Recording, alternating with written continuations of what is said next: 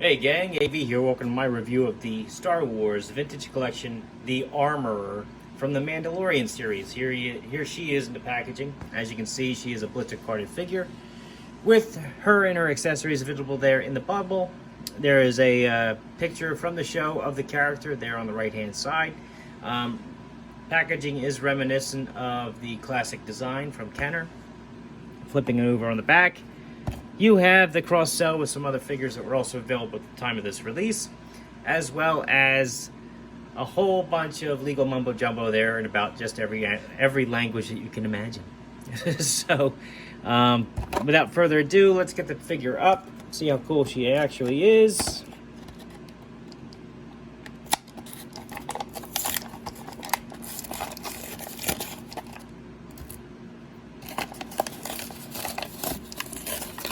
Alright, place that off there.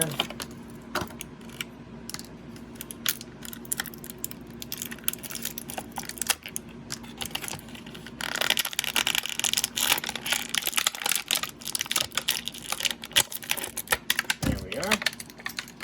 Alright, first and foremost, we got this little leaflet in here, which is typical for Hasbro. We've been getting this a lot lately. Basically says, warning, choking hazard, don't eat anything in this package. And then on the other side, it just says, copyright Hasbro, Pawtucket, Rhode Island. And that's it. It just says it over and over again in several different languages. So that's all I gotta say about that. And before we have a look at the figure, let's have a look at her accessories. So you've got this little hammer, axe, thingamabob.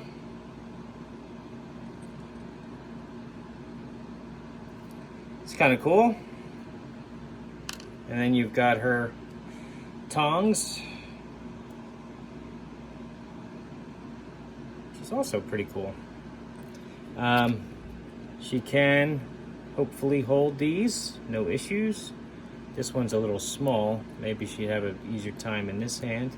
Yeah, easier time in the right hand for the tongs. Oh, that's kind of narrow too.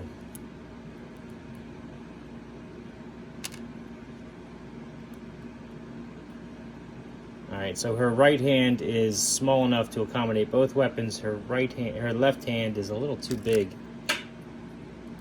Unless you collapse this down and maybe put two handles in there. Yeah. Not thrilled with that. I mean, she can hold it, but it's not the most secure connection there, unfortunately. Alright.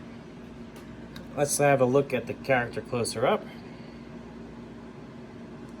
Pretty cool design and paint on her.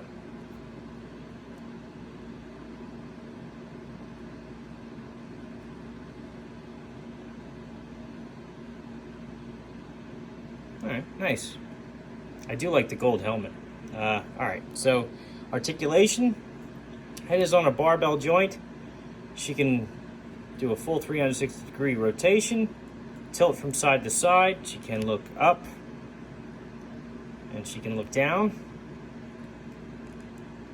Arms would do a 360 if not for this fur backpack she's got on, which appears to be pretty securely fastened to her. I'm not sure if it's just pegged in or if it's glued on, frankly.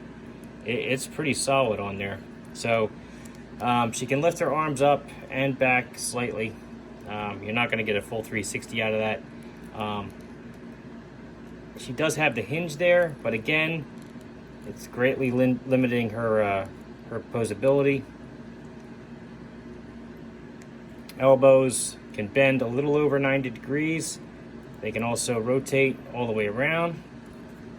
Hands, full 360 rotation. Hinge up and down, which is always nice to see.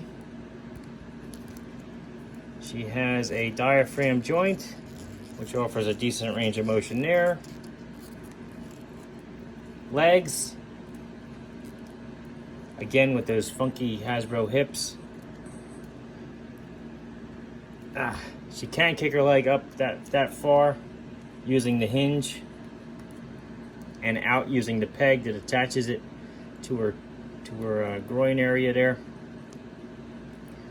But it's I just don't like them. She has an upper thigh cut, which offers 360-degree rotation there. Knees are single jointed, can bend back about 90 degrees and rotate left and right. You can go all the way around, but a true rotation is not going to happen because she's got a slightly molded knee, but it's not that bad. It's not as bad as it was on Grief that I just finished reviewing. So ankles, point the toes down,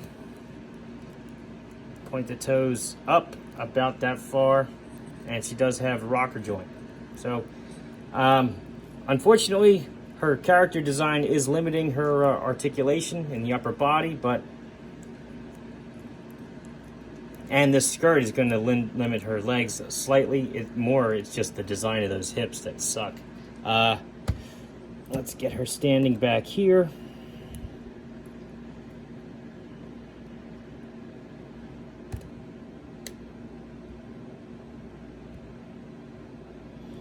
Come on now, stand up.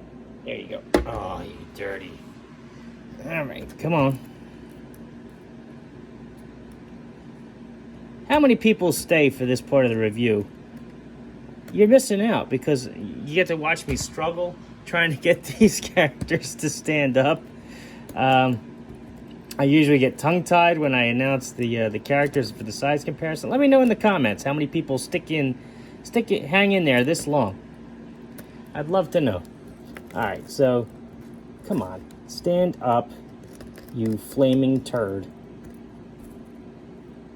All right.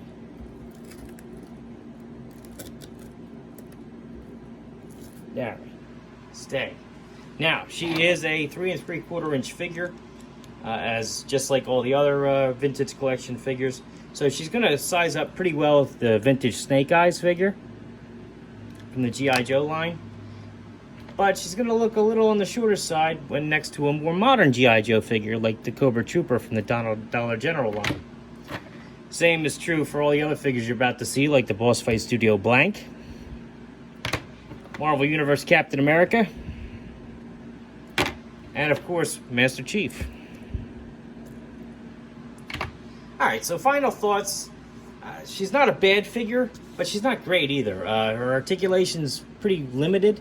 I do like the character's design, and she looks faithful to the show, but the articulation is suffering a lot because of it, which stinks. She'll look decent on a shelf once I can get her standing securely enough to feel confident putting her on the shelf. But other than that, I mean, she's a cool character. If you want her represented on the shelf, this is the best option for you, I think, because there really isn't any other option except for maybe the retro version. If they even made one yet, I'm not sure. But anyway, but if you just want to collect cool figures, you may not need this one. Put it that way. This has been AV. If you like this video, check out my channel where you'll see a whole bunch of other 1/18th scale themed content, figures, vehicles, accessories from a numerous list of different franchises and toy companies. If you like what you see there, then please subscribe. As always, thanks for watching.